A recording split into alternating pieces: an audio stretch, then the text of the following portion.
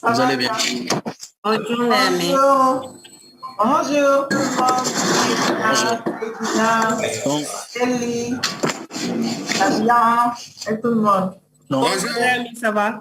bonjour. Et bonjour tout le monde. On va pas tarder. Donc, rapidement, je vais juste introduire monsieur Mbeng. Donc, moi-même qui parle au nom de mes collègues de Remidef et de ENDA et de Amnesty. Je me nomme Diogal Mbeng, je suis géographe environnementaliste et chargé de projet au niveau d'ENDA, Ligue Afrique francophone. Maintenant, dans l'initiative aussi de ces actions de plaidoyer, nous, en tant qu'Endalid, Amnesty International et Remidef ont été chargés par les membres du cadre d'assurer la vulgarisation de notre plaidoyer pour une meilleure gouvernance migratoire au Sénégal sur les réseaux sociaux, ou bien dans les réseaux sociaux. Et c'est dans ce sens-là aussi qu'on a travaillé 4 mois à élaborer une campagne digitale de vulgarisation de la note de plaidoyer dénommée Doch en Dedem, qui veut dire marcher ensemble, en tout cas sur les mouvements migratoires, un peu avec les étrangers qui sont au Sénégal et les Sénégalais de la diaspora.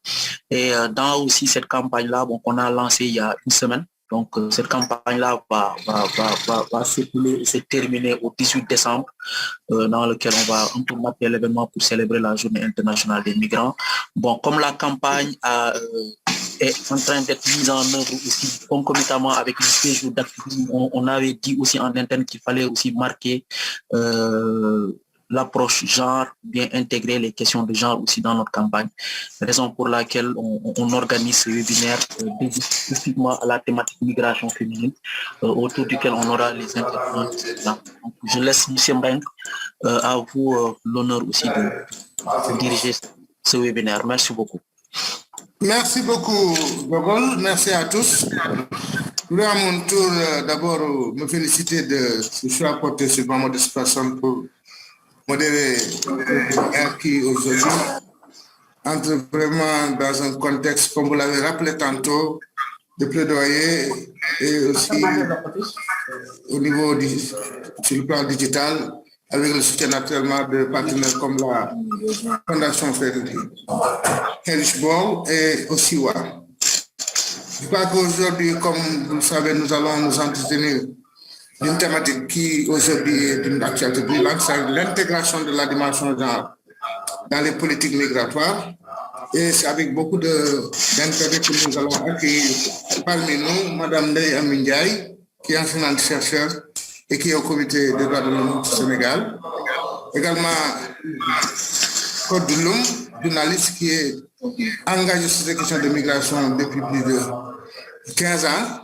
Et puis, Rokhaya Ndiaye, ma nièce, qui, en tant que responsable du BAOS, actrice de terrain, pourra aussi nous apporter des éclaircissements sur la place, en tout cas, accordée à la femme, au genre, en tout cas, disons de façon générale, dans la gestion quotidienne de la migration, surtout au niveau territorial. C'est donc avec plaisir, parce que ça arrive dans un contexte où aujourd'hui, comme vous le savez tous, l'objectif de cette campagne, c'est naturellement de renforcer, disons, le dialogue sur les questions de migration, mais particulièrement la problématique genre aujourd'hui sera au niveau de notre débat. Bien entendu, cela aussi est tout à fait lié à son heure parce qu'aujourd'hui, il y a un besoin de fournir des conseils vraiment concrets aux décideurs politiques, aux offres, aux services centraux, également aux collectivités territoriales, des statistiques et aussi des spécialistes des statistiques sur les raisons pour lesquelles il est important de garantir et aussi également de promouvoir la prise en compte de la dimension genre lors de l'élaboration et de la mise en œuvre des politiques publiques. Bien entendu, c'est important aussi parce que ça entre dans un contexte aujourd'hui non seulement de PS au niveau national, mais à l'échelle internationale, nous avons aujourd'hui l'agenda 2030, les objectifs de développement durable et l'absence de politique migratoire tenant compte de la dimension genre. Un fondé sur le fait qu'il y a une méconnaissance des faits et ça entrave en tout cas les efforts nationaux et même au niveau mondial en faveur de l'égalité des sexes et également ça limite en tout cas la possibilité de tirer le meilleur parti possible de l'immigration en faveur du développement. Donc, pour toutes ces raisons, nous allons donc aujourd'hui débattre de ces questions. J'ai l'honneur de donner la parole à d'abord notre éminente chercheuse, Mme Ndeye Ndiaye, qui va pendant 10 minutes nous entretenir en tout cas de la problématique. Ami, vous avez la parole. Fermez les micros, s'il vous plaît. Voilà.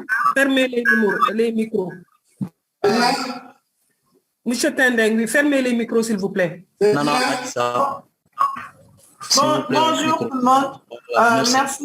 Merci beaucoup, monsieur Ababakar Diop.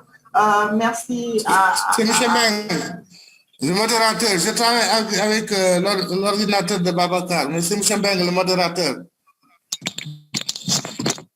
Allô, Dami? Oui. C'est monsieur Meng. Je travaille avec l'ordinateur de mon assistant Babacar Diop, mais c'est monsieur Meng, le modérateur. Ah, d'accord, excusez-moi. Donc, j'ai dû lire uniquement les mots. Donc, merci beaucoup. Je remercie également la Fondation Bol, vraiment, qui nous accompagne, donc, qui accompagne la plateforme depuis le début et qui nous permet vraiment de pousser nos recherches sur cette thématique. Je n'ai pas vu Marina, donc, mais que je remercie également. Et Ndali et tous les acteurs donc, de cette plateforme. Vous savez, en fait, c'est tout dernièrement donc, que j'ai su donc, la date et l'heure exacte. Donc, vous m'excuserez. Vous m'excuserez un peu donc, de cette communication parce que j'ai à la fois deux réunions et je m'en excuse. Vous connaissez les conflits d'agenda de fin d'année. S'il vous plaît. Il y a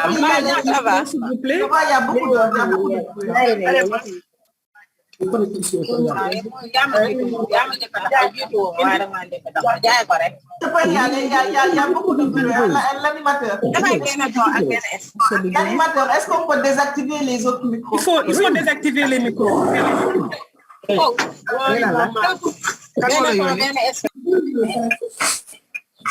Il faut désactiver les micros, s'il vous plaît.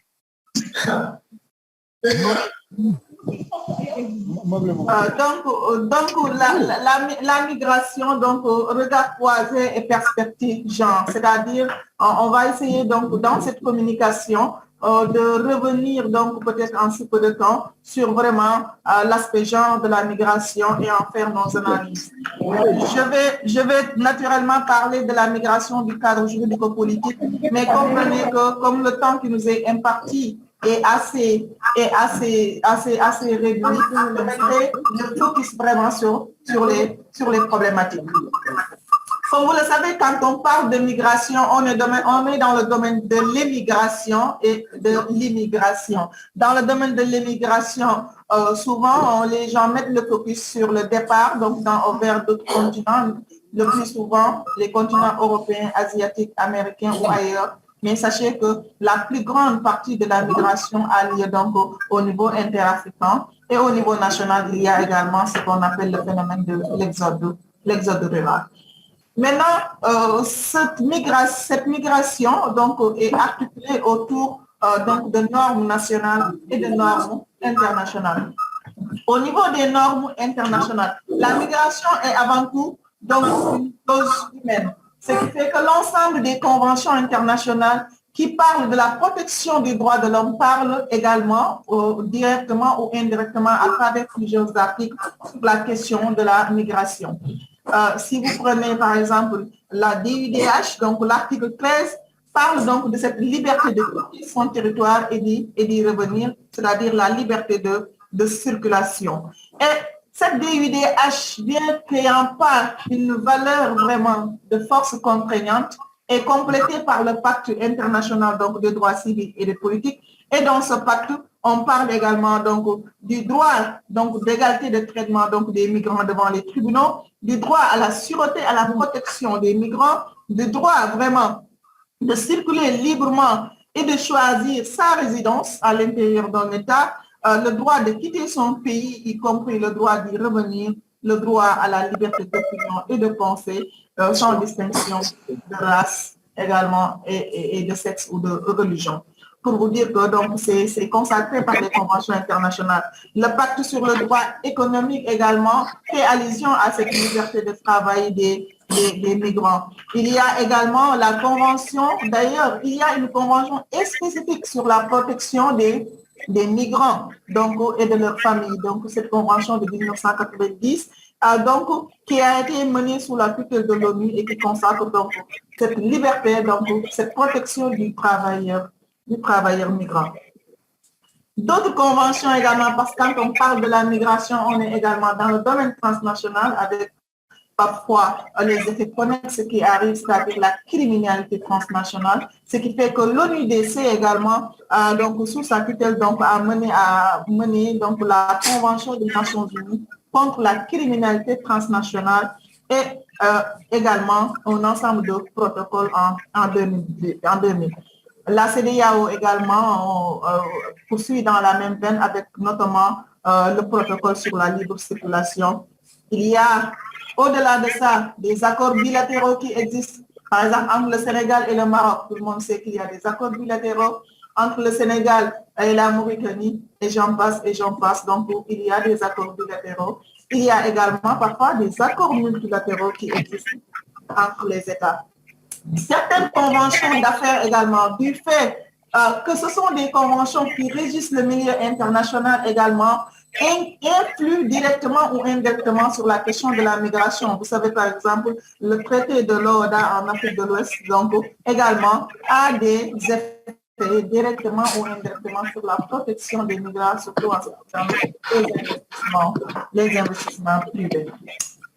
Et au-delà donc de ce cadre juridique international et régional, il y a le cadre juridique national, notamment les conditions d'accès et de séjour au Sénégal qui sont réglementées, les conditions se rapportant à l'accès au travail également au niveau national, les textes relatifs à la sécurité sociale, également des textes sur la lutte contre la traite des personnes. D'ailleurs, en ce qui concerne le domaine de l'immigration, donc la lutte donc, contre la loi de 2005 donc, est une loi phare en ce qui concerne la protection des migrants et surtout des femmes migrantes. Si également on regarde dans le code pénal au Sénégal, il y a des textes donc, qui intéressent le migrant. Il y a également des arrêtés donc, également qui intéressent vraiment les migrés et l'immigré. De façon générale, je l'ai dit, je ne vais pas mettre le focus à l'intérieur des textes, mais pour faire une analyse, il faut dire que le genre, donc dans la configuration des processus migratoires, c'est-à-dire les femmes, donc demeure le parent pauvre dans le traitement, à la fois scientifique quand on voit l'esprit des lois et le contenu des lois, et même la politique au niveau médiatique au Sénégal, donc démontre que les femmes vraiment constituent un peu le parent pauvre du système. La législation au Sénégal en matière migratoire ne prend pas spécifiquement en compte les nouvelles tendances en matière migratoire. Parce que les nouvelles tendances en matière migratoire, il y a cet aspect de féminisation qui s'accentue. En l'avant-hier, dans notre table ronde, on a donné déjà des chiffres sur la féminisation de la migration. Et cette féminisation de la migration, ce que les gens ne savent pas surtout, c'est que ces deux aspects. Il y a le fait d'abord, d'ailleurs, même moi-même, c'est après tout que je m'en suis rendu compte, c'est-à-dire il y a le fait d'abord que les femmes, c'est vrai, endossent de plus en plus de responsabilités au niveau national, au niveau économique, ce qui fait que les femmes tentent également d'aller chercher de nouvelles opportunités. Mais il y a également le fait que les femmes maintenant sont des intellectuelles, le plus souvent sont les plus brillantes dans les concours, dans les écoles préparatoires, au niveau du baccalauréat, ce qui fait que du point de vue également de la qualification de cette immigration intellectuelle, les femmes sont les plus. D'ailleurs, quand on regarde les chiffres, souvent, cette immigration, la plus grande partie féminine, donc cette immigration féminine est liée au fait de qualifier des femmes. De plus en plus de femmes migrent parce que ce sont des femmes intellectuelles, ce qu'on appelle l'immigration choisie, et les femmes vraiment candidates sont souvent les plus sélectionnées. Ce qui fait que l'immigration féminine également, là on ne la voit pas, c'est-à-dire c'est une immigration de haute qualification. Malheureusement, les lois ne suivent pas. Cela est dû que, naturellement, la plupart de nos lois sont des lois anciennes et sont des lois qui sont souvent complètement en déphasage avec l'évolution donc de notre société, donc une société maintenant de plus en plus où les femmes vraiment accèdent à des niveaux intellectuels et académiques assez élevés, où les femmes endossent les responsabilités au niveau familial, où les femmes sont au même pied économique que les hommes. Par ailleurs, les dispositions politiques également menées par la CEDEAO constituent une très bonne pratique. Par exemple, la liberté de circulation au sein de la CEDEAO est une bonne pratique vraiment que les gens n'ont pas su capitaliser dans d'autres sphères régionales. Il y a également le fait que la législation est très, très dispersée. La législation sénégalaise en matière de migration, peut-être aussi cela est dû au fait que la migration est d'abord une affaire transversale. Le Sénégal aussi a validé, par exemple, vous le savez, donc techniquement, donc cette politique nationale de la migration, mais vous le savez que donc du point de vue donc de l'effectivité et du point de vue donc de son endossement, par exemple, cela n'est pas encore pris en compte par le gouvernement. Il y a également le fait que de plus en plus, quand on parle de l'immigration, on pense à la migration irrégulière des femmes. D'abord, la plus grande partie de la migration irrégulière des femmes, la plus grande partie de la migration des femmes, d'abord est liée à leur statut qui évolue, mais également la plus grande partie, les gens omettent cet aspect positif de la migration féminine qui amène un apport financier et économique vraiment à l'économie sénégalaise. Les gens pensent à la migration irrégulière. Et c'est important que je mette le focus également sur cet aspect spécifique de la migration irrégulière, qui est une migration vraiment que je qualifie un terreau fertile aux violences basées sur le genre. Un terreau fertile aux violences basées sur le genre parce que d'abord, dans des conditions normales, les femmes sont victimes de VBG, dans des conditions normales. Au Sénégal, les femmes sont souvent victimes de violences basées sur le genre. Imaginez une femme donc migrante, elle est plus vulnérable parce que par principe, le migrant est vulnérable, ce qui fait qu'il est protégé. Donc, une femme migrante est deux fois vulnérable. Une femme migrante irrégulière est 3 fois vulnérable. Ce qui fait qu'au départ, elle est vulnérable. Sur le chemin, elle est vulnérable parce que peut-être victime de trafic, donc ou de traite irrégulière, peut-être victime de prostitution, d'esclavage forcé, etc., etc. Et à l'accueil, elle est vulnérable parce qu'on a eu des témoignages dans une de nos recherches, donc menées par le comité, qui démontrent qu'à l'accueil, des femmes, des femmes sont enfermées dans des maisons, sont privées de leur liberté, sont victimes de travail forcé. Et au retour, ces femmes sont stigmatisées, ce qui fait qu'il y a donc vraiment des conditions donc inhumaines donc, que vivent les femmes migrantes. En conclusion et perspective, je pense qu'il me reste peut-être quelques 3 minutes, 4 minutes. Donc, en conclusion et perspective, il paraît donc qu'en faisant une analyse genre donc, de la migration, ce qui ressort, c'est que la migration internationale des femmes est souvent une migration stigmatisée, associée à l'esclavage sexuel, à la protection, à la fragilité des mœurs. Mais sachez, chers participants, chers experts, que malgré ce tableau très sombre, le phénomène donc, continue, mais également le phénomène n'est pas objectivement exploité. Je l'ai dit tout à l'heure, cette migration est liée, c'est vrai, à des conditions de vie draconiennes, mais également cette migration est liée au fait que les femmes également sont des femmes qualifiées et dans le domaine de l'immigration choisie, quand vous voyez les femmes qui ont des mentions, qui ont eu des bourses, par exemple, vers la France ou les États-Unis, quand vous voyez des femmes ingénieures, je continue. Quand vous voyez également des femmes, donc ingénieurs et tout, donc cela veut dire que la main-d'œuvre aussi est qualifiée et demandée par l'extérieur. Donc, pour une évolution en faveur de l'égalité du genre dans la migration, il est nécessaire de renforcer les capacités de tous les acteurs. Il est nécessaire également de produire des données. Mais également, il est nécessaire d'organiser des activités scientifiques et je pense que la tienne en fait partie. Relativement à la législation sénégalaise, notons qu'elle ne prend pas en compte spécifiquement la migration. C'est vrai que dans les politiques, il y a des politiques qui sont mises en place, mais ces politiques ne sont jamais obligatoires. Et ça, il faut qu'on mette le focus. Les politiques publiques, pour que ces politiques soient mises en œuvre, il faut que ces politiques se traduisent sous forme de lois qui seront exigibles. Donc, s'il n'y a pas de législation spécifique, il sera difficile que les demandes soient exigibles.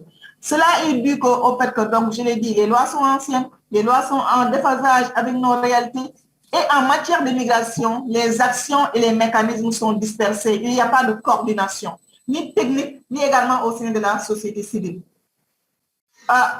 Les actions sont sporadiques. Le cas de la CEDEAO est un bon exemple, mais qui n'est pas vraiment capitalisé dans d'autres sphères. Le genre devient le parent pauvre de nos activités scientifiques migratoires, de nos activités politiques dans la migration, de nos activités médiatiques. D'ailleurs, les médias, à chaque fois que la migration des femmes, c'est sous son aspect vraiment assez faible, assez fragile. Alors que la migration peut constituer une expérience positive et enrichissante pour les femmes. La migration est un moyen pour les femmes d'avoir une indépendance économique, est un moyen pour les femmes vraiment de mener une vie décente pour leur famille. À titre de recommandation, donc, c'est vraiment orienté vers l'État. Il faudrait une prise en compte du genre dans la gestion des migrations. Il faudrait mener vraiment, donc, de telle sorte, il faudrait adopter le document de politique nationale et l'actualiser. Il faudrait des instructions stables sur la migration avec un focus sur le genre. Il faudrait que les questions migratoires soient incluses dans le document de la stratégie nationale d'égalité et d'équité du genre. Si je ne me trompe pas, dans cette stratégie, il n'y a pas vraiment cet aspect genre et migration. Il faudrait également promouvoir la synergie des actions. Il faudrait que les cellules genre des différents ministères, parce que la migration est transversale, il faut que ces cellules genre, chaque cellule genre prenne en compte également cette dimension de la migration. Je rappelle souvent que les femmes immigrées, c'est-à-dire les étrangères vivant parmi nous, doivent également bénéficier de la protection des droits des femmes. Parce que ces étrangères également vivent des situations très spécifiques. Il faudrait que la question des genres dans les cadres nationaux, sectoriels et locaux de migration soit promue. Il faudrait que la dimension genre soit prise en compte dans les problèmes d'immigration et d'émigration. Relativement à la loi de 2005 sur la traite, cette loi doit être très effective parce qu'il faudrait qu'on assimile et qu'on poursuive les trafiquants et ceux qui pratiquent les traites des personnes. Il faudrait également qu'il y ait des instructions auprès des autorités judiciaires pour que cette loi soit appliquée rigoureusement. Il faudrait que de plus en plus qu'il y ait une assistance juridique et judiciaire auprès des femmes pour éviter les trafics de drogue. Il faudrait que le dispositif de prise en charge des victimes soit pris en compte. Chers participants, voilà ces quelques recommandations donc, que je soumets, donc, que je mets sur le panier en sachant que ce n'est pas encore exhaustif. Et vraiment, donc, cette dimension genre de la migration doit être prise en compte. Elle a des aspects positifs, elle a des aspects négatifs, mais sachez que la migration, c'est le semence par excellence où vraiment, qui donne l'occasion donc à la vraiment mise en œuvre de plusieurs violences basées sur le genre. Et ces femmes sont fragilisées et laissées à elles-mêmes. Je vous remercie de votre attention, tout en me mettant à votre disposition, surtout peut-être au niveau du chat, pour répondre aux questions et interpellations. Merci. Merci beaucoup, Néami, pour la qualité vraiment de cette présentation. Je crois que nous allons devoir enchaîner avec les autres panélistes. Je vais donc donner la parole à Madame Kodloum. Et à la fin, après, donc, nous allons soulever les débats, ouvrir les discussions et faire une synthèse vraiment de la journée. On va aussi donner le mot de clôture à notre chère sœur Céliba. Donc, Kodloum, vous avez la parole.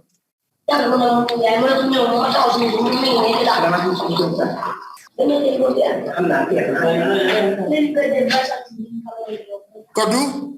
Oui, bonjour, monsieur le modérateur. Bonjour, chers participants, participantes. C'est vraiment un plaisir de me retrouver en face de vous pour devoir apporter ma contribution à cette campagne And Doxandem. C'est vraiment un plaisir donc d'apporter ma petite touche dans cette campagne. Je vais devoir enlever la vidéo si vous me le permettez bien afin de pouvoir donc utiliser ma présence. Voilà, il m'a été demandé donc de m'appesantir sur les femmes et les changements climatiques pour donner un peu ma partition à cette campagne. En introduction, je ne vais pas vous apprendre que le 19e siècle est marqué par un des plus grands défis de notre temps. Il s'agit du changement climatique, changement dont les effets varient selon les régions, les zones, les générations, les groupes de revenus et les genres. Si l'on se réfère au rapport du groupe d'experts intergouvernemental sur l'évolution du climat, le GIEC, il est clair que les populations qui sont déjà les plus vulnérables et les plus marginalisées sont les plus touchées. C'est d'ailleurs pourquoi elles ont plus besoin de stratégies d'adaptation pour faire face au changement climatique. Même si aussi bien les hommes que les femmes qui travaillent dans le secteur des ressources naturelles, comme l'agriculture, en ressentent les effets, mais à des degrés divers. Nous parlons maintenant des impacts des genres. Il est de plus en plus évident que les femmes sont plus vulnérables que les hommes, en grande partie, parce qu'elles représentent la majorité des pauvres dans le monde et dépendent davantage de ressources naturelles qui sont menacées. La différence entre les hommes et les femmes est également notable en ce qui concerne leur rôle, leurs responsabilités, la prise de décision, l'accès à la terre et aux ressources naturelles, les opportunités et les besoins. Et je pense que vous avez entendu un peu la communication de Madame Ndiaye qui est largement donc revenue sur les responsabilités et les prises de décision. Vous n'êtes pas sans savoir que dans le monde entier, les femmes ont moins accès que les hommes aux ressources, telles que la terre, les crédits, les intrants agricoles, les structures de décision, la technologie, la formation, mais aussi la vulgarisation qui renforcerait leur capacité à s'adapter concrètement donc au changement climatique. Pour rester également sur le siège des femmes et de leur vulnérabilité, vous n'êtes pas sans savoir que la vulnérabilité des femmes au changement résulte de plusieurs facteurs qui sont sociaux, qui sont économiques, mais qui sont également culturels. Toujours pour rester dans le rapport, 1,3 milliard de personnes vivent dans des conditions de pauvreté. Et le rapport nous fait également savoir que 70% sont des femmes. Dans les régions urbaines, elles sont 40%. Donc, 40% des ménages les plus pauvres ont une femme comme chef de famille dans les régions. Et ces femmes jouent un rôle clé dans la production alimentaire et détiennent paradoxalement moins de 10% des terres. Pour parler de ces femmes et du travail, les femmes représentent un pourcentage important des communautés qui sont pauvres et qui dépendent des ressources naturelles locales pour assurer leurs moyens de subsistance, en particulier dans les régions rurales où elles portent le fardeau des responsabilités familiales, l'approvisionnement en eau, la collecte de combustible pour la cuisson des aliments, ainsi que la sécurité alimentaire. Retenez également qu'en parlant de ces femmes et des ressources, elles ne peuvent disposer pleinement et librement des biens et des services environnementaux. Elles participent, ces femmes, très peu à la prise de décision. Elles sont tout souvent exclues des projets de gestion de l'environnement. Elles sont donc moins outillées pour faire face au changement climatique. Retenez également qu'en Afrique, le manque d'accès aux ressources et aux processus de prise de décision conjugué à la mobilité limitée, et cette mobilité limitée, la communicante qui m'a précédée est largement revenue là-dessus. Cette mobilité limitée contraint également ces femmes à vivre dans des lieux où elles sont harcelées et de manière disproportionnée encore et encore par les changements climatiques.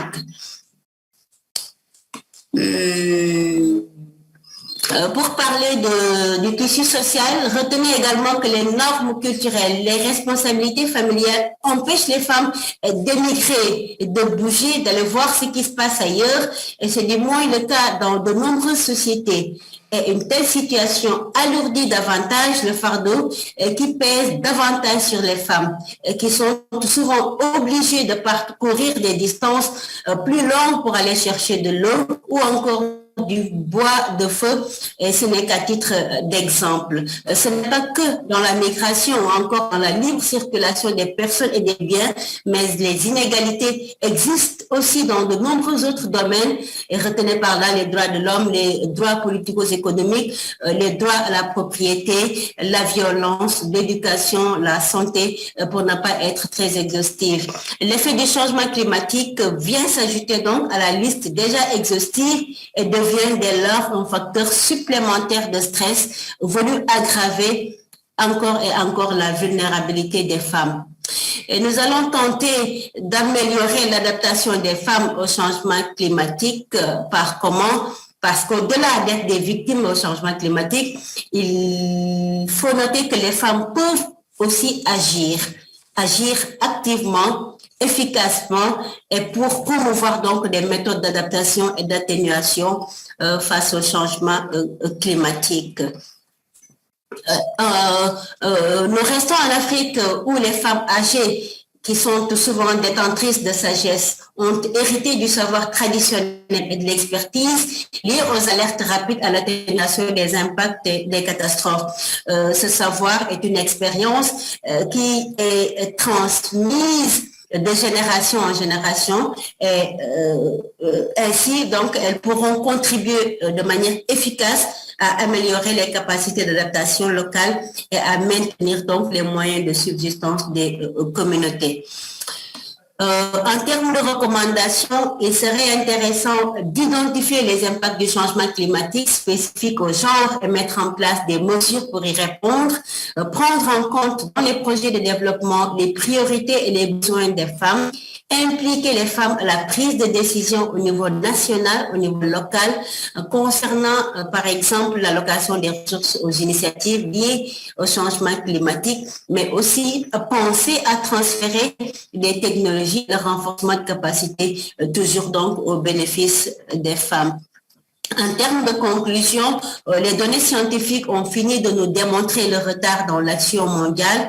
Nous devons tous et toutes ne plus limiter aux 1001 déclarations et de passer à l'action, pour ne pas dire aux actions. Chacun et chacune d'entre nous donc doit être en mesure d'identifier un problème ou encore de relever un défi.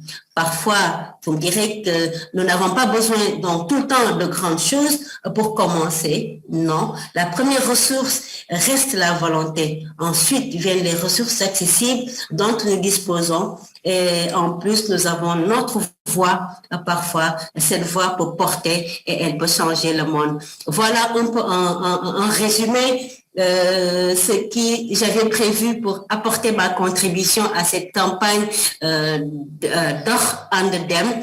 Et en tant que journaliste, moi je m'attendais à une communication sur le traitement de l'information, notamment sur les migrations, sur lesquels je me suis toujours battue. Voilà en tout cas en gros, et je remercie encore et encore donc l'initiative à travers donc cette campagne. Je vous remercie de votre aimable attention.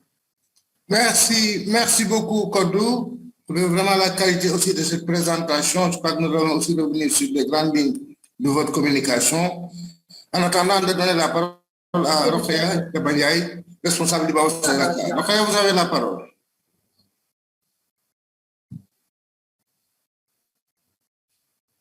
Rokhaya?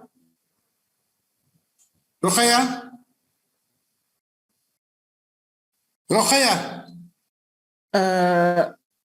Elle est là, mais est-ce qu'elle est avec nous? Rokhaya? Elle a un problème de connexion. Hein? Elle dit qu'elle a un problème de connexion. Elle a un problème de connexion. Ah, d'accord.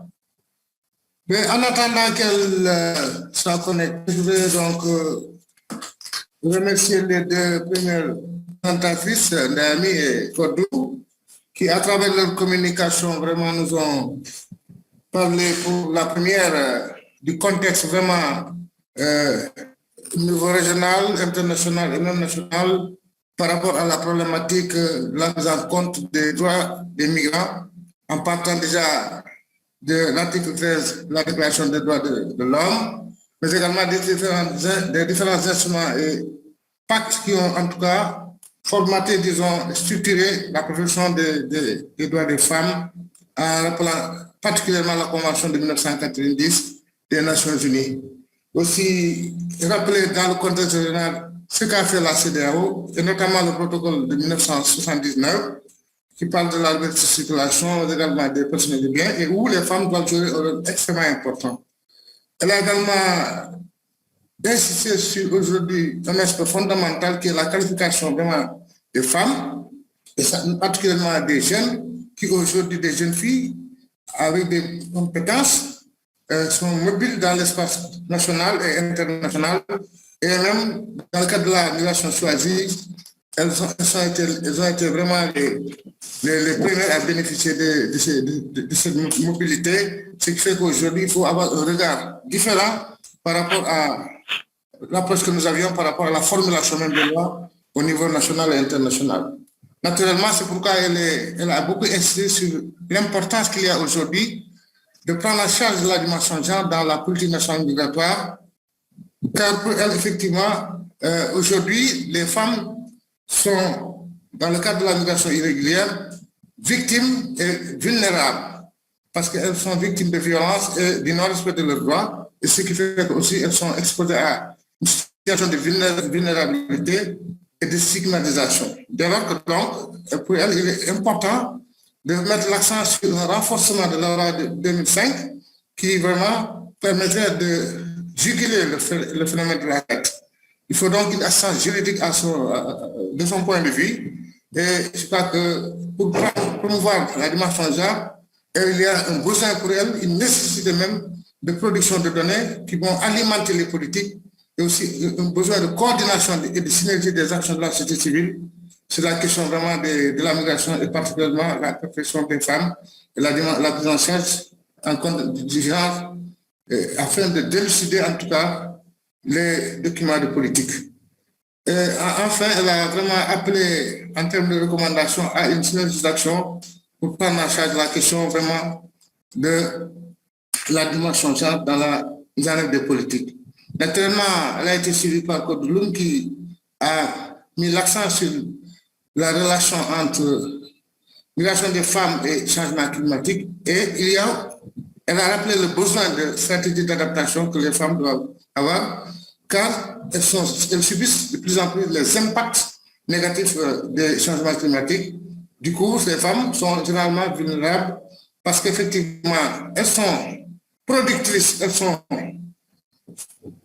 vecteurs de production alimentaire, des ressources naturelles, mais malheureusement, elles n'ont pas accès à la terre, mais également accès à la prise de décision dans le cadre de la mise en œuvre des politiques. Dès lors, donc, à souligner, il y a des facteurs sociaux, économiques et culturels qu'il faut prendre en compte parce qu'aujourd'hui, on a rappelé même l'importance, disons, dans le cadre de la pauvreté, l'impact que ces femmes-là subissent, qui sont au nombre aujourd'hui de 70%. Dès lors, donc, elles souhaitent vraiment que les femmes soient outillées pour faire face aux défis du changement climatique et faisant assez appel, disons, à des savoirs endogènes, à des savoirs locaux pour créer les conditions d'une meilleure prise en charge des méthodes d'adaptation et d'atténuation du changement climatique. Donc, pour elle, il y a besoin d'identifier les impacts par rapport aux genre, mais également une priorité, un besoin des besoins des femmes qui sont en tout cas les couches les plus touchées par les phénomènes du changement climatique. Alors, en conclusion, elle a vraiment fait un cri du cœur pour une prise de décision en direction des femmes, avec l'accès à la technologie et au savoir qui leur permettrait en tout cas de passer à l'action. Voilà, si Rokhaya est en ligne, Rokhaya, vous avez la parole. Rokhaya? Rokhaya Ndiaye? Rokhaya? Est-ce qu'on ne peut pas ouvrir les discussions en attendant que Rokhaya nous rejoigne? Célie? Oui. Marina Djogel, qu'est-ce que vous en pensez? Marina Djogel, qu'est-ce que vous en pensez? Oui. Est-ce qu'on peut aussi en attendant avoir aussi la situation de Rokhaya? Le temps qu'on ouvre quelques questions. Voilà, je pense que c'est la même chose. Ne pas l'appeler au téléphone pour voir ce qu'il en est. Est-ce qu'elle avance ou non déjà? Ok, mais bon, entre-temps aussi, on peut... Voilà, entre-temps, s'il y a des gens qui veulent poser des questions ou bien qui veulent apporter des contributions, la parole est à qui veut la prendre. Hein.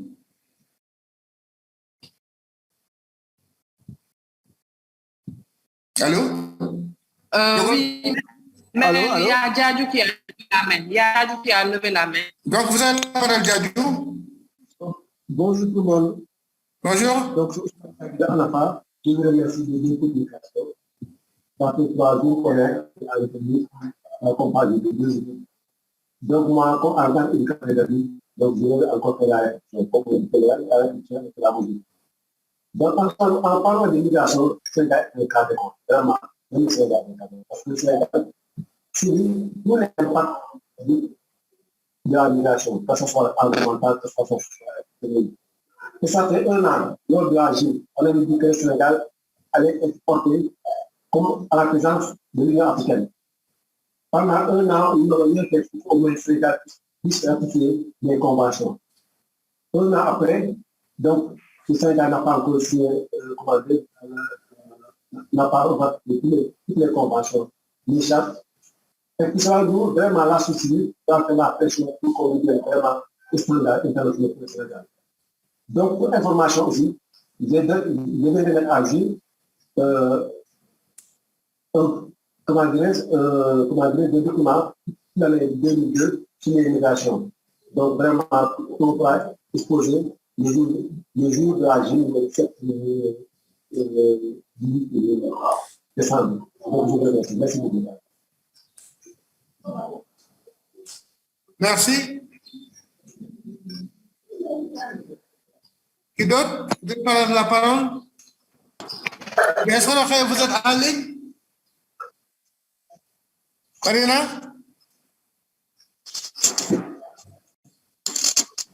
Rokhaya? Bonjour. Bonjour. Bonjour, mon oncle, M. Mengue. Merci beaucoup pour cette parfaite modération. Bonjour à tout le monde, à tous les participants qui sont là. Je félicite déjà Dr. Béaminga et Mme Kodou pour leur brillant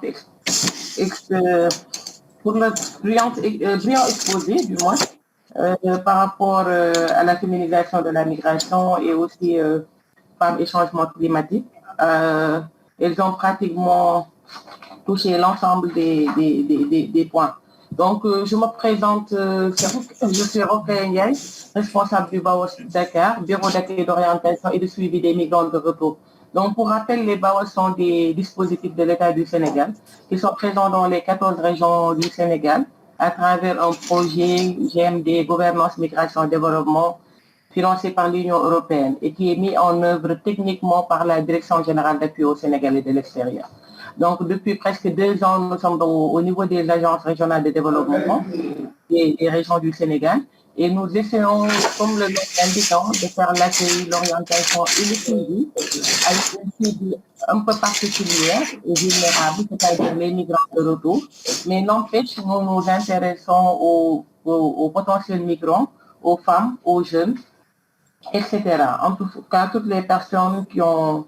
Parce que nous ne sommes pas là, en fait, pour empêcher la migration ou bien pour décourager la migration. La migration est une richesse, tout le monde est d'accord là-dessus. Donc, nous apportons juste un appui ou bien un accompagnement pour les personnes désirant d'investir, les personnes désirant de voyager ou bien les personnes de retour qui ont besoin de certains services et qui ne connaissent pas les dispositifs mis en place par l'État du Sénégal. Donc, par rapport aux interventions des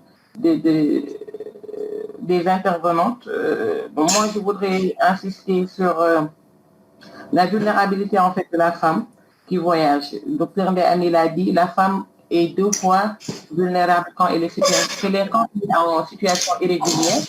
Et moi, j'ajouterais en disant qu'elle est 3 fois ou 4 fois plus vulnérable, la femme qui désire aujourd'hui de rentrer. Parce que la plupart des femmes qui sont rentrées, qui sont de retour, avec les données que nous avons, avec les situations de référence que nous avons eu à élaborer dans toutes les régions du Sénégal, nous nous sommes rendus compte que beaucoup de femmes qui sont rentrées sont très vulnérables dans la mesure où elles rentrent parce qu'elles ont divorcé, elles n'arrivent plus à s'en sortir du point de vue économique, ou bien elles sont veuves et n'ont plus aucun lien dans le pays d'accueil, du coup, elles décident de rentrer. Et une fois au Sénégal, ces femmes, économiquement et socialement, sont très vulnérables.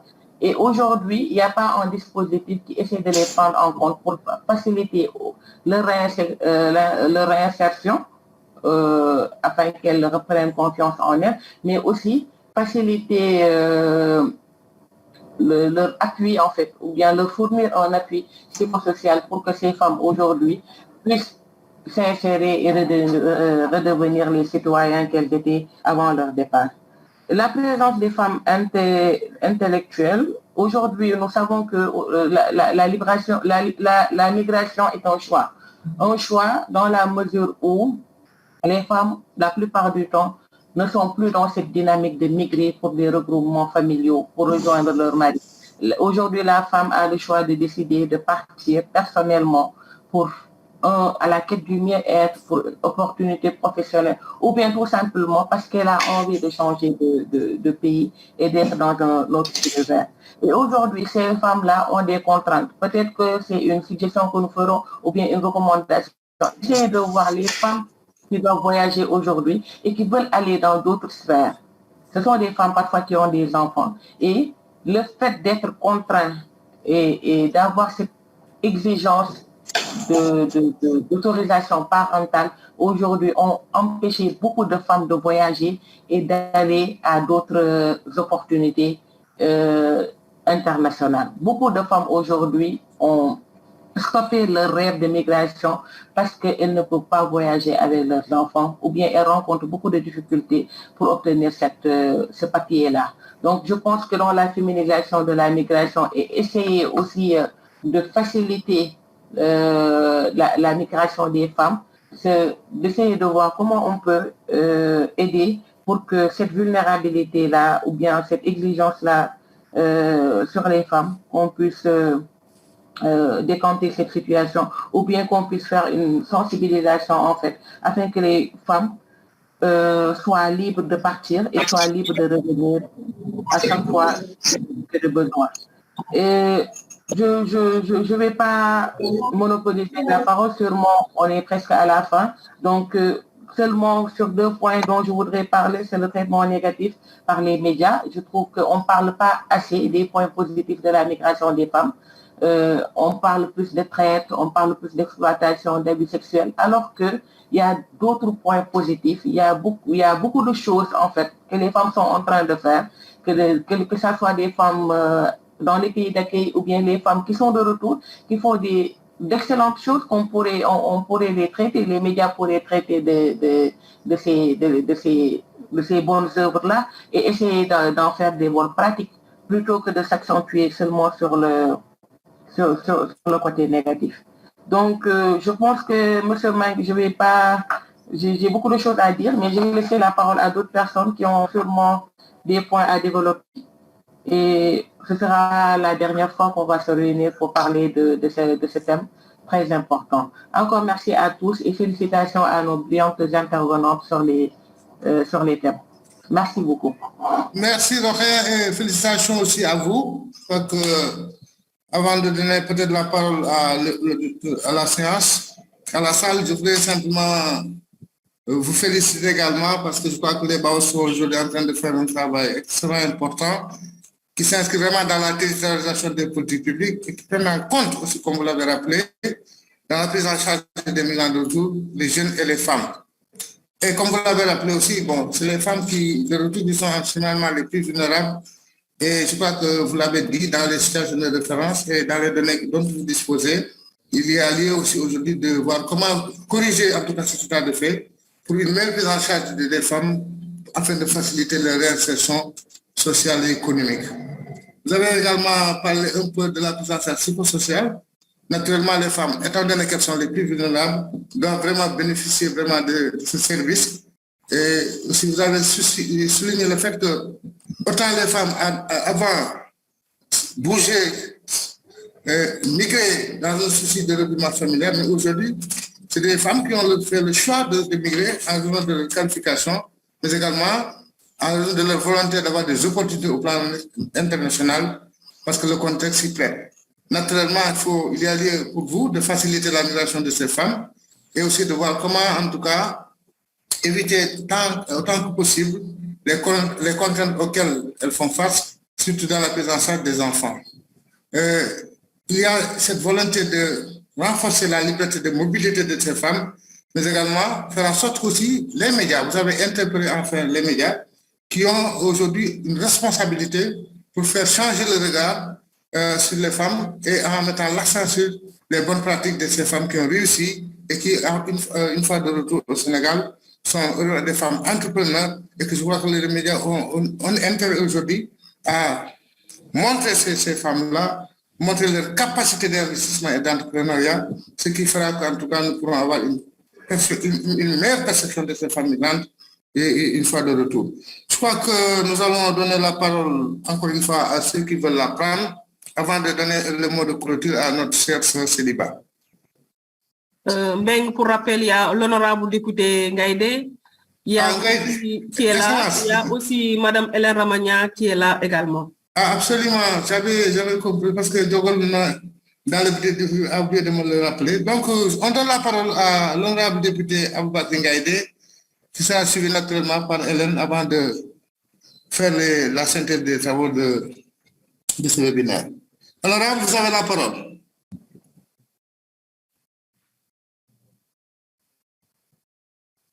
Honorable Hélène, est-ce que Hélène est en ligne? Célie? Oui, honorable a des soucis. Honorable, vous avez la parole. Honorable a des soucis. Et Hélène? Oui. Bonjour, Meng. Bonjour, ma sœur. Bonjour, comment ça va? Ça va et vous-même? Ça va, merci. Nous sommes heureux de vous écouter. Merci beaucoup, c'est gentil. Bonjour à toutes et à tous. Bonjour, Karama. Vraiment, bonjour les amis. Donc, félicitations à vous pour les présentations. Docteur Néami, j'ai raté une bonne partie, mais je suis sûre que la communication a été très pertinente. Comme d'habitude, c'est une question que tu maîtrises. Donc, je suis sûre que les personnes qui sont présentes ont pu vraiment apprécier positivement. J'ai écouté Kodou, donc c'est ma fille aussi. Je sais que Kodou, comme elle l'a dit elle-même, j'aurais bien aimé l'entendre sur les questions du traitement des médias par rapport à la vulnérabilité des femmes migrantes, parce qu'elle est très forte sur cette question. Donc, Marina, c'est à retenir ça pour la prochaine fois. Donc, félicitations à toi aussi, Kodou. C'était comme d'habitude très bien. On a apprécié. Rokhaya, j'aime bien l'écouter parce qu'elle nous permet de nous familiariser davantage avec les Baos. Je pense que pendant un temps, on a reproché un peu le fait qu'il n'y ait pas suffisamment de communication. Et c'est appréciable qu'aujourd'hui, de plus en plus, il y a une bonne communication pertinente. On explique ce que c'est les Baos, ce que les Baos font, etc. Et je pense que ça, c'est très positif. Vraiment, Rokhaya, félicitations. Il faut continuer dans ce sens parce que c'est ça qui nous permet aussi de nous approprier de nos institutions, surtout des institutions qui sont utiles comme ça. Donc, merci. On a bien apprécié l'intervention. Je crois que quand tu es revenu, Meng, tu as fait une synthèse vraiment pertinente par rapport à ce qui a été dit et ce que certains participants ont pu dire, comme Diaydou. Et je pense que de ce point de vue, il n'y a pas beaucoup de choses à rajouter.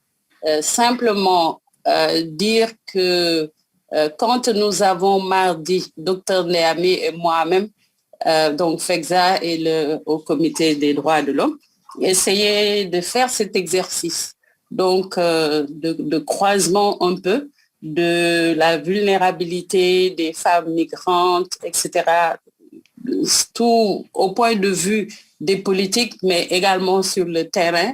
Je pense qu'on s'est rendu compte qu'il y a urgence. Non seulement il y a urgence par rapport à l'État d'avancer encore mieux et beaucoup plus par rapport aux différentes politiques à mettre en place, même si pour l'instant elles sont sectorielles, parce qu'on attend toujours une bonne gouvernance de la migration à travers une vision claire et nette, un ancrage et une politique bien élaborée, bien définie, qui partirait peut-être aussi de ce qui avait été fait en 2018 et qui est resté pratiquement sans suite. Donc, je pense que ça, ce sont des questions clés qui reviendront toujours, qui continuent de revenir. Et c'est bien dommage parce que le problème est là, toujours aussi criard, et la vulnérabilité des femmes, on ne finira jamais de le répéter assez parce que elle est là, toujours présente. Et ce qui est aussi dommage, c'est qu'on a tellement restreint la mobilité des personnes, alors que la circulation des biens et des personnes est libre. Mais on l'a tellement restreint que pour avoir un projet de vie qui vous mène vers l'immigration est devenu problématique. Alors que ça devrait pouvoir se faire et qu'on puisse communiquer sur les succès, ce qu'on appelle les success stories, et aussi faire en sorte que les personnes qui le souhaitent puissent avoir ce genre de projet de vie. Mais maintenant, avec tout ce qu'on a mis en place, on a parlé tantôt du pacte, avec ce qu'on appelle un peu surordonné. Et bon, c'est pas évident tout ça, c'est pas évident. Et il faut le relever. Et je crois qu'il faut que nous continuions de nous battre pour que justement on puisse avoir cette liberté de mobilité, parce que ça, c'est inhérent à tout être humain. Et c'est encore plus inhérent à tout être humain que la femme de plus en plus s'émancipe, évolue, elle est instruite, mieux éduquée, etc. Je suis sûre que le docteur Diaby l'a dit, et que donc il y a un besoin aussi de s'ouvrir à l'international. Il y a un besoin de ce brassage et on n'arrive plus à le faire parce qu'il y a une restriction des libertés, il y a toute cette géopolitique internationale qui nous astreint à tellement de choses que pour avoir, comme je le disais tantôt, ce projet de vie, c'est devenu vraiment quelque chose d'extrêmement difficile. Donc, juste remercier tout le monde, remercier Remidev, Marina qui a convoqué aussi cette réunion virtuelle, cette rencontre autour de ces thématiques. Je pense avec les autres organisations, Indalid et Amnesty International. Donc vraiment, merci encore pour toutes ces initiatives. En tant que membre du cadre, je vous félicite, je l'avais déjà dit à Marina, parce que ça nous permet aussi de donner une vie à ce cadre et de l'animer pour qu'on ne puisse pas aussi être en léthargie. Donc, merci pour toutes ces initiatives. Nous continuons, comme on dit, la lutte continue, le combat continue, jusqu'à ce que vraiment les choses puissent concrètement avancer et on y est ensemble. Meng, merci encore de m'avoir donné la parole. Merci à toutes et à tous et très bonne continuation. Merci. Merci Hélène, c'est avec un plaisir réel que nous vous écoutons. Et merci aussi. Et bien sûr, Célie aussi, hein? Célie, elle est là toujours présente, elle nous accompagne à travers la fondation. Absolument, merci absolument. à elle et félicitations. Merci. Merci beaucoup, merci Hélène, c'est avec beaucoup de plaisir vraiment que nous vous écoutons tout le temps. Merci pour le plaidoyer au niveau national, au niveau international. Et merci pour le combat que vous entendez toujours mener au profit des femmes et particulièrement des femmes migrantes. Je crois que nous allons donner la parole à notre chère sœur Céliba. S'il y a des temps. Il y a Bedi Mbow. Il y a deux mais voilà, il y a l'autre. Il y a Bedi Mbow et Nana Aïssa qui voulait intervenir. Il y a pas donc la parole à qui veut la prendre, s'il vous plaît. Betty? Oui, bonjour. Bonjour à tous et à toutes. Nous vous félicitons de ce panel d'une importance capitale. Au moment où on parle de violence faites aux femmes et de ces jours d'activisme contre les violences liées à la migration existent et les femmes subissent de plus en plus de préjudices par rapport à ça. Moi, je voudrais quand même, dans le cadre des recommandations, vous soumettre un sujet quand même qui est d'actualité et qui touche les femmes généralement dans le cadre toujours de cette migration. C'est dans la thématique du mariage et de la migration.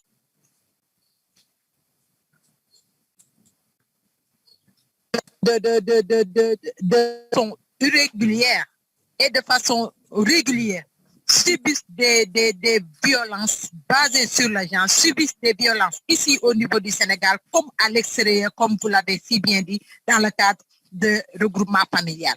Maintenant, c'est dans ce sens-là que peut-être beaucoup de femmes qui ont vécu en Europe ont pris l'option, une fois de retour, de ne plus se baser sur le regroupement familial et d'essayer de voler de leur propre terre. Moi, je vous recommande quand même, par rapport aux autres panels, de mettre sur la table cette thématique de mariage et migration. Parce qu'il y a beaucoup de problèmes, il y a beaucoup de violences que ces femmes subissent dans le cadre des mariages avec des migrants, que ce soit de la façon régulière et que comme ça soit de la façon irrégulière ici au Sénégal. C'était la contribution que je voulais apporter, tout en vous félicitant par rapport à ces initiatives qui ne sont que bénéfiques par rapport à notre cible, qui est la cible féminine ici au niveau du Sénégal, en Europe comme aussi en Afrique et dans le monde entier. Merci beaucoup de cette initiative. Merci aussi de m'avoir donné la parole et d'apporter ma contribution.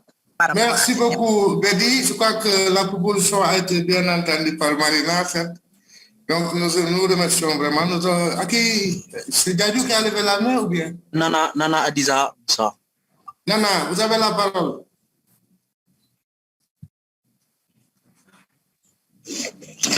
D'accord, alors bonjour et merci pour m'avoir donné la parole. Moi, je suis depuis le Niger. Pour me présenter, je suis Nana Adiza Moussa Magaji. Je participe au nom de... Oui, pardon, la connexion n'est pas assez stable. En fait, moi, ce que j'ai beaucoup aimé dans votre initiative, c'est surtout le fait de mettre un accent particulier sur la question du genre en lien avec la migration. Parce qu'on l'a beaucoup fait, la migration a suscité beaucoup de débats, beaucoup de réflexions et des études. Mais on s'est toujours rendu compte que c'est des analyses au fait généralistes. Il n'y a pas un regard ou un accent particulier qui est mis sur la question du genre, notamment de la migration féminine. Et c'est quand même un aspect qui est assez remarquable au niveau africain, mais surtout, je dirais, au niveau de mon pays. J'avais beaucoup aimé l'intervention de Dr Gagne, surtout quand elle a parlé du mécanisme, sinon du cadre normatif national de la migration au niveau du Sénégal. Parce qu'effectivement, lors des rencontres, j'ai beaucoup entendu parler de la politique nationale de la migration qui a été élaborée par le Sénégal, étant le premier pays à élaborer cette politique en Afrique. Mais on s'est rendu compte que sinon l'application de cette politique n'est toujours pas opérationnelle. Du coup, je voudrais un peu demander aux panélistes si vous pouvez m'apporter quelques éléments de réponse par rapport à ce que vous pensez entreprendre pour rendre effectif ou du moins opérationnelle cette politique nationale de la migration. Je dirais également merci d'avoir ouvert cette discussion à bon nombre de personnes parce que la question de migration, c'est surtout un phénomène panafricain, mais surtout régional et international. Donc la solution ne serait pas trouvée au niveau du Sénégal uniquement ou au niveau du Niger. Je dirais que c'est un travail qui doit être fait ensemble en synergie avec les autres pays qui sont touchés par ce phénomène. Je vous remercie.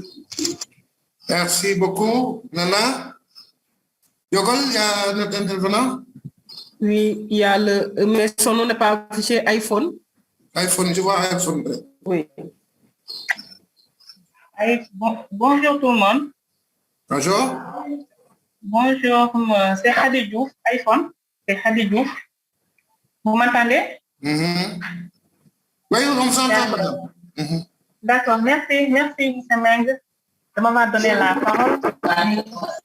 Bonjour tout le monde. Je remercie d'abord les panélistes et aussi tous les membres présents pour cette belle activité en webinaire.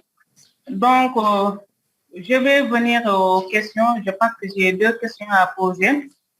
La première question, c'est sur le thème général. Je voulais savoir si le thème c'est migration, Dox-And, ou bien Doxandem, migration Doxandem. Parce que si c'est Dox-And, c'est partons ensemble. Mais si on dit Doxandem, c'est autre chose. Je pense que si je peux le définir, le terme c'est une personne vulnérable, du moins. Bon, je voulais avoir un éclaircissement si c'est 2 termes, Dox-And et Doxandem. Ma deuxième question est la suivante. Les personnes migrantes victimes de traite hors de leur territoire national, comment on peut les détecter car elles sont vulnérables et peut-être elles ne peuvent pas ou on peut les dénoncer ou bien elles ne savent pas là où aller pour se faire justice même, pour se faire justice. Je veux dire là, comment sensibiliser, comment vous faites pour sensibiliser ces personnes-là. Je peux donner même l'exemple de bébé Aïcha qui était au Maroc, qui était victime de traite au Maroc. Et là, par chance, elle a pu s'enfuir. Et là, je voulais savoir, qu'est-ce que, en tant qu'activiste, qu'est-ce que vous avez fait pour accompagner cette dame, ou bien qu'est-ce que l'État a pu faire pour un éventuel suivi? Merci beaucoup. Merci.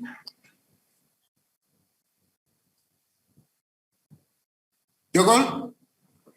Oui, je suis là. Vous pouvez apporter des éclaircissements par rapport à sa question portant sur les Voilà. Pour le nom de la campagne, bon, on avait décidé d'insister sur le thème Doxandem, qui veut dire étranger en Wolof. Et comme la dame qui vient de parler aussi l'a évoqué, c'est peut-être pour insister sur la vulnérabilité des étrangers quand ils sont sur leur mouvement migratoire. Maintenant, bon, conceptuellement aussi, bon, c'est un jeu de mots qui veut dire aussi Dox-And et Dem. Et pour nous aussi, c'est un mouvement migratoire aussi dans la dynamique, dans la mesure où les migrants dans le flux migratoire aussi. Donc, c'est beaucoup de flux, donc ils peuvent marcher ensemble, partir aussi et revenir. Et pour nous, le séquençage aussi de cette dynamique reflète aussi à l'endroit des organisations de la société civile parce qu'on est dans un exercice et dans une activité de plaidoyer. Et pour nous aussi, l'idée, c'est de pouvoir aussi poser sur la balance et d'envoyer un message à toutes les organisations dans une approche de mobilisation pour qu'on puisse ensemble marcher pour une meilleure gouvernance migratoire au Sénégal. Donc c'est ce qui fait que en fait ce mot peut interpeller à différentes interprétations. En tout cas, le nom de la campagne peut être sujet à différentes interprétations, mais pour nous on insiste sur le fait du mot Doxandem qui veut dire étranger en Wolof et ça c'est un message envoyé à l'endroit de tous les migrants qui sont ici au Sénégal, de la diaspora du sénégalaise aussi, que nous tous, dans la mesure où on se déplace, nous sommes étrangers. Ça, c'est de un, mais la dimension aussi implique aussi à la fois de converger, de mobiliser les uns et les autres pour une meilleure gouvernance migratoire. C'est ça, en fait. Merci. Merci, Jogol. Il y a d'autres intervenants? Monsieur Mbaye? Oui. Si vous permettez? Oui, allez-y, Kodou. Voilà, merci Meng. En fait, dans les différentes communications, dans les échanges, il est souvent revenu le traitement de l'information sur la migration, où beaucoup ont évoqué l'aspect négatif qui est souvent repris par les médias. Mais il faut reconnaître en même temps que la donne est vraiment en train de changer. Moi, jeune reporter en 2007-2008, quand je commençais à parler de l'immigration clandestine, parce que Pikine établi entre Thiaroye et Yara, il y a une nette amélioration aujourd'hui quand je parle de la migration. Quand je suis en face des femmes, dans mes émissions, dans les productions journalistiques que je fais, où je mets plus l'accent sur les aspects positifs de la migration. Il faut noter également que la semaine passée, j'ai participé à un panel en Belgique qui parlait de migration dans des assises européennes du journalisme, où j'étais jeune reporter en face de la presse du monde, des journalistes de différentes contrées avec qui nous avons échangé et nous avons saisi l'occasion pour parler de l'aspect négatif souvent évoqué par la presse étrangère. Aujourd'hui, la donne est en train de changer parce que on parle beaucoup de success story.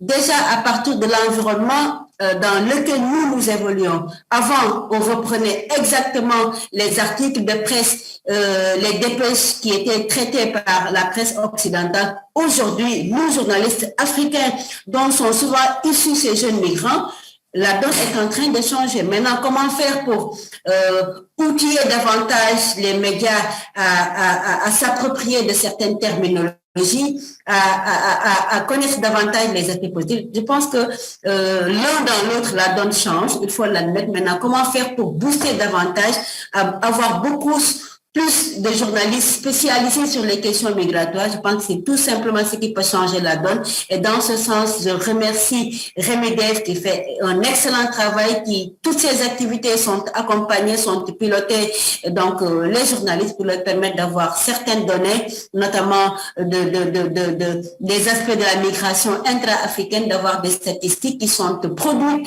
par nous, Africains, et qui nous permettent d'avoir un œil beaucoup plus positif sur la migration. Merci. Merci, ces éclaircissements, Kodo. Merci beaucoup. Qui veut prendre la parole? Si vous permettez, monsieur le modérateur, oui, je voulais uniquement intervenir à propos vraiment d'une des intervenantes qui a parlé du cadre juridique. Effectivement, hein, donc le constat est là. Souvent, on oublie cette partie, alors que, de mon point de vue, c'est la partie la plus importante. Parce que dans un contexte africain, même les lois ont du mal à être appliquées. Donc, imaginez une loi qui a une force contraignante qui n'est pas appliquée, donc s'il n'y a pas de loi en la matière.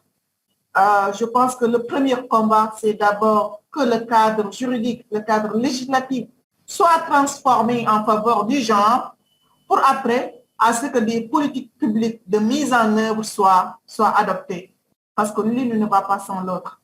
Et c'est facile, il suffit de domestiquer les traités multinationaux, de les traduire, de les adapter à nos réalités nationales. Et vraiment, si ces lois sont disséminées, les ONG, la société civile, les chercheurs et tout le monde peut vraiment s'en approprier le contenu et faire le plaidoyer acquis de droit. Les juridictions peuvent être saisies et le droit pourra être dit. Mais s'il n'y a pas encore de texte en faveur donc, des femmes, il nous sera difficile vraiment de renverser donc, la tendance. Merci à tous. Merci, Nami. Merci beaucoup. Bonjour. Je prends la parole. Oui, Djadou, allez-y. Je prends la parole. Allez-y. Donc, je vous remercie. Donc, vraiment, merci tout le monde. Je remercie les communicants ou les communicantes. Donc, vraiment, les trois communications ont été de facture. Mais la semaine dernière, on a eu un témoignage qui résume toute la problématique de l'immigration avec la FILA. Donc, en commençant par une migration régulière qui est devenue irrégulière et concernant une femme. Je crois qu'on pouvait démarrer le plaidoyer par la mise par le visionnage ou l'audio de ce témoignage de la fille qui a fait la Russie. Deuxièmement, nous, on doit, comme on l'a dit la fois passée, il faut une éducation à la migration. Parce que tout Sénégalais ou tout être humain est un potentiel migrant. Donc vraiment, le Sénégal doit mettre le focus sur l'éducation à la migration. Je vous remercie. Merci, Yadjo. Merci beaucoup. Je vous informe que Rokhaya a des contraintes professionnelles et qu'elle m'a demandé de s'excuser auprès de vous parce qu'elle doit faire le reportage avec une équipe qui l'attend depuis 11 heures. Et c'est lui. Ben? Oui. Voilà, je reviens encore je veux juste profiter de cette tribune qui nous est offerte, ce webinaire qui coïncide avec la célébration des 6 jours d'activisme et penser également à une de nos consoeurs, une de nos sœurs victimes d'une migration en Arabie Saoudite qui est depuis 2 ans enfermés en prison, profiter de cette tribune pour renouveler donc notre attachement, relancer la société civile à refaire quelque chose. Je sais que beaucoup de choses ont été faites au premier mois de son arrestation. Maintenant, comment faire aujourd'hui pour essayer de voir dans quelles conditions elle se trouve, qu'est-ce qu'il en est, qu'est-ce que peut faire Remediaire à travers donc ce consortium qui regroupe qui regroupe en tout cas beaucoup d'organisations à pencher sur son sort. Mbayang qui est sénégalaise, Mbayang qui est migrante, Mbayang qui a pourri dans les prisons. Que faire maintenant pour essayer un peu de la sortir du trou dans lequel elle est? Je pense que Tribune ne peut pas être plus grande que cette tribune pour repenser à elle, parce que ça dure quand même et je pense que personne ne sait plus dans quelles conditions vit notre sœur, victime d'une migration féminine également. Merci. Merci vraiment pour ce cri de cœur. Je crois que Marina prendra bonne note et nous pouvons intégrer cette question lors de notre prochaine réunion pour voir comment mobiliser la société civile encore pour vraiment faire le plaidoyer nécessaire, parce que c'est vrai que ça dure, ça fait bientôt 2 ans. Nous sommes tous sensibles. Marina, je crois que tu as pris bonne note. Marina? Oui, nous avons pris bonne note. Ok, c'est bon. Merci. Merci, Kodo. Je pense qu'il n'y en a pas d'autres. On peut passer la parole. Il n'y a pas d'intervenant. Je voudrais donner la parole à Céliba. D'abord, la remercier pour l'appui qu'elle apporte vraiment au cadre. Remercier Diogol, Marina pour vraiment ce travail de titan qu'ils font tous les jours. Remercier l'ensemble des communicantes, les amis, Rokhaya, Kodou, notre sœur Hélène. Remercier les participants aussi qui ont apporté des contributions. Et aussi me réjouir vraiment de cet honneur que vous m'avez fait de modérer ce séminaire webinaire. Et encore une fois, merci pour manifester toute notre gratitude et notre disponibilité à toujours continuer à travailler avec vous. Céline, je crois que vous pouvez donc prendre la parole pour le mot de clôture. Merci beaucoup, Mbeng, vraiment pour la modération. On a vraiment apprécié la maîtrise de ces questions-là. Grand bravo à nos 3 intervenantes, vraiment Dr Ndaye Amy, donc elle reste toujours égale à elle-même, de même que Kodou, que j'aimerais bien davantage connaître, donc je la rejoins, en tout cas on l'invite à nous rejoindre au cadre,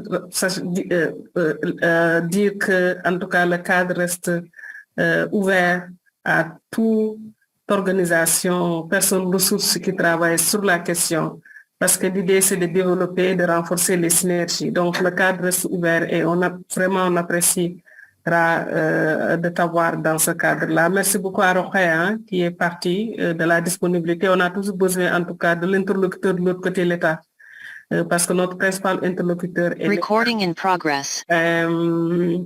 Et ce serait heureux de l'avoir en tout cas dans nos rencontres. Mention spéciale à Marina, Diogel et Bakary, Oumia, d'avoir organisé en tout cas cette campagne, Ben également, d'avoir organisé cette campagne qui rentre dans le cadre des activités du cadre. Donc, chapeau. Nous remercions également l'honorable député et Hélène également à côté, et en tout cas l'ensemble des organisations qui sont représentées ici, les individus. Nana qui est là depuis le Niger, vraiment nous apprécions, et chapeau en tout cas à Djogel et Marina pour les citer nommément d'avoir en tout cas piloté tout ça. Beaucoup de problématiques sont revenues, hein, et je vois 3 choses. La première chose, c'est davantage pousser pour qu'on puisse davantage ratifier. Ndeye Amy est revenu là-dessus, parce qu'il y a beaucoup de conventions qui restent à faire, comme la 189, qu'on doit poursuivre le plaidoyer pour ratifier. Les conventions 97, 143, 190, 112, il y en a plein qui tournent autour des travailleurs.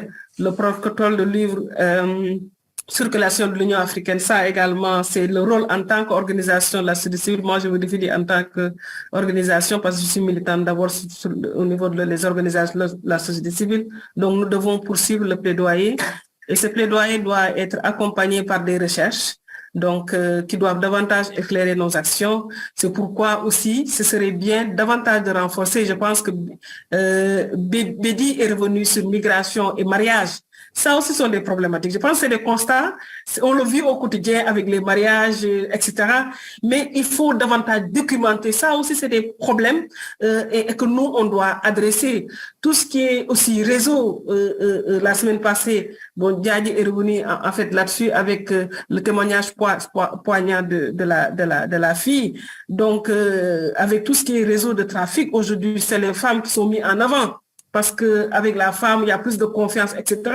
Donc, documenter, étudier davantage tout ce qui est réseau de trafic, d'autres problématiques qui tournent autour de tout ce qui est femmes, migration, ne pas seulement se focaliser sur tout ce qui est victimisation, violence basée sur le genre, vulnérabilité de ces femmes-là, même si c'est important pour le plaidoyer, mais toujours montrer, comme vous l'avez dit, hein, je pense que Code l'a dit et les autres, montrer le côté positif.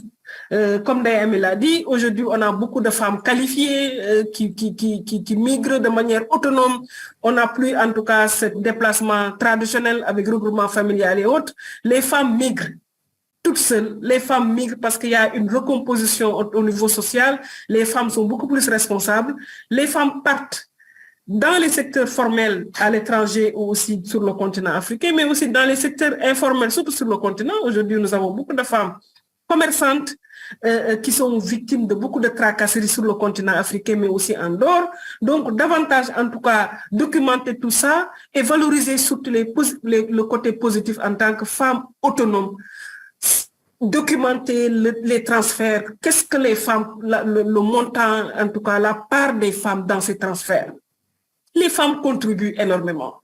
Les femmes contribuent, mais aujourd'hui, on ne sait même pas la part de leur contribution. Quand je regarde les bonnes qui sont dans les maisons, mais 80-90% de leur salaire sont transférés directement au village, mais aujourd'hui, on ne sait même pas combien. Et il y a quelqu'un qui nous disait la semaine, lors de la table ronde organisée par FESDA et le comité, que la femme transfère de manière régulière, contrairement à l'homme, même si ce sont des petits sommes, mais le transfert est régulier chaque mois, alors que l'homme, c'est des montants assez élevés, mais pas réguliers. Donc, tout ça, je pense qu'on doit le documenter. Et savoir les besoins spécifiques en termes de motivation, en termes de conditions de migration, en termes de participation dans le pays de départ, en termes d'assistance, de protection.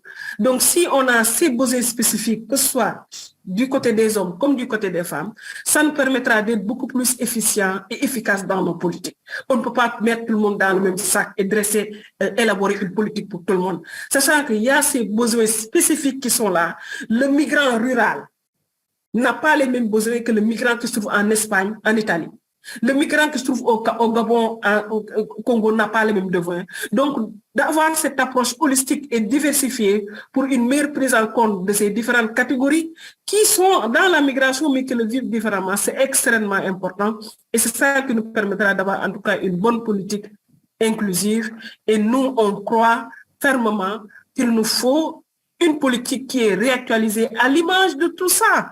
Parce que quand vous regardez le draft de politique, et là, pour répondre à Nana, Le Sénégal a élaboré un draft de politique qui a été validé techniquement depuis 2018, mais qui est mis dans les tiroirs. Et nous, en tant qu'organisation de la société civile, même si cette politique prend en compte les questions de vulnérabilité des femmes, mais on a besoin que cette politique aille au-delà des différentes problématiques, qu'on aussi a parlé des changements climatiques et autres. Aujourd'hui, on est dans le contexte de terrorisme qui va favoriser beaucoup de déplacements, etc. Donc, toutes ces questions-là doivent être adressées au niveau de la politique. Et je pense que le cadre continuera, en tout cas, de jouer son rôle de plaidoyer et pour que l'État du Sénégal puisse rapidement réactualiser, en tout cas, cette politique, l'ouvrir à différentes problématiques et voir comment la mettre en œuvre. En tout cas, c'est ça, en fait, la finalité de ce cadre-là, parce qu'il faut fondamentalement mettre le focus sur ces gouvernances migratoires, parce que la question de la migration au Sénégal est d'une importance capitale. Une importance capitale et on ne peut pas rester sans politique migratoire. Chaque jour, cette question vient dans l'actualité, etc. On ne peut pas ne rien faire et j'apprécie en tout cas l'engagement des membres du cadre de poursuivre en tout cas ce travail et dire que le cadre est ouvert à tout le monde pour qu'on puisse davantage avoir une bonne musique et développer en tout cas des synergies assez harmonisées sur le terrain. Donc chapeau à Mbeng, merci beaucoup à tout le monde. Je vous souhaite en tout cas une bonne suite de journée et un excellent week-end. Merci beaucoup. Merci Céline, merci. Chapeau à toi aussi, vraiment. Voilà qui est très bien dit. Merci à tout le monde et à la prochaine fois. Merci à vous, Mbenga. Bon, je rappelle aussi que vendredi prochain, on aura un webinaire aussi axé sur migration et politique de jeunesse. Donc, nous vous reviendrons sur le programme. Bon, surtout aussi, tel que Céline l'a dit, merci à vous, M. Mbeng. On ne l'a pas dit assez, mais bon, vous n'avez pas ménagé un effort aussi pour nous accompagner dans ça. Donc, vraiment, merci au nom de toute l'équipe qui sont derrière, Marina, Ben, Adjara Fall, Milan, Victorine Faye aussi. Donc, merci à tout le monde. Merci beaucoup. Merci beaucoup. Merci beaucoup.